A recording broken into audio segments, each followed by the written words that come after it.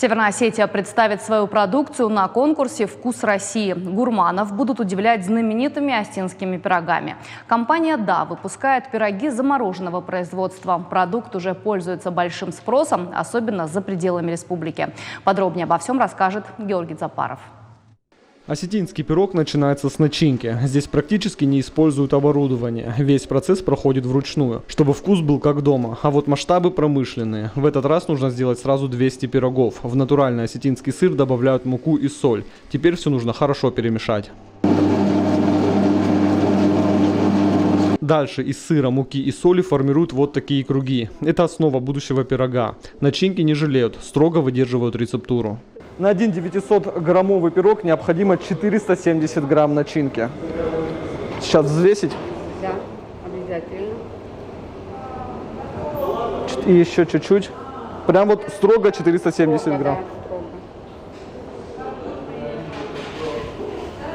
470. Теперь вот до такого состояния его нужно довести, да?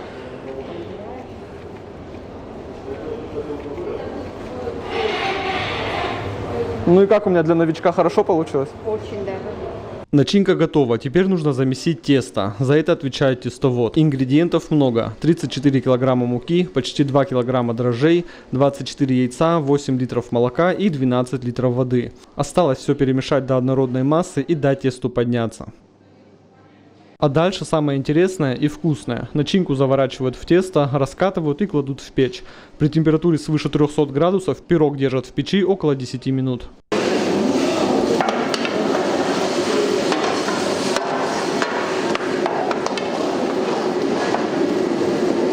И обязательно дегустация. В Осетии пирогами никого не удивить. Однако у коллектива компании «Да» это получилось. Как дома. Теперь горячим пирогам дают остыть и подвергают шоковой заморозке. В морозильной камере их держат полчаса при температуре минус 40 градусов. Конечный этап – фасовка. Пироги нужно упаковать и наклеить фирменную этикетку. География сбыта обширна. Северный Кавказ, Ставропольский и Краснодарский край, Санкт-Петербург, Москва и даже Норильск. У нас высокие стандарты качества, так как мы работаем на натуральных продуктах. У нас идет молоко, яйца, живые дрожжи мы кладем, мука, у нас ничего нету, сыр. Сыр у нас идет сычужный, то есть не на пепсине, у нас сыр на желудке, по старым старинным рецептам. Предприятие представит осетинские пироги в национальном конкурсе региональных брендов «Вкусы России». Организатор Минсельхоз страны.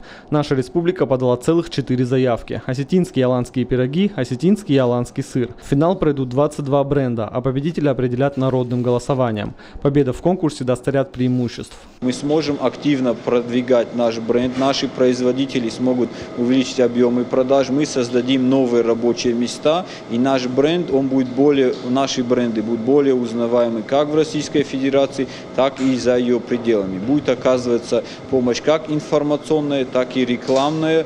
Плюс мы очень надеемся, что помогут и с расширением производств уже действующих и созданием новых производств.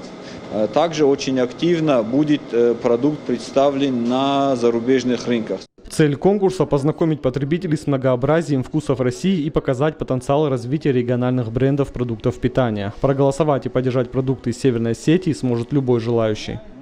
Георгий Запаров, Давид Битиев, Новости Осетии.